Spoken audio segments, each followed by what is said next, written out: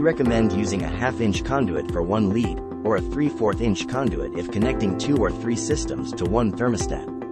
In addition, we always recommend a separate 1/2 inch conduit for the floor sensor. Local electrical code requirements dictate whether it's a requirement or optional.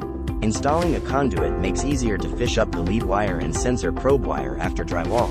In addition, it protects the lead wires from damage. Check with your installer or electrician to confirm what is best for your installation.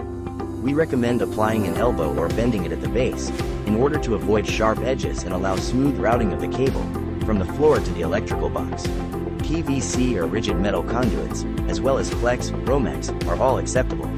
As long as these are compliant to your local code requirements, feel free to use whichever solution is appropriate in your installation.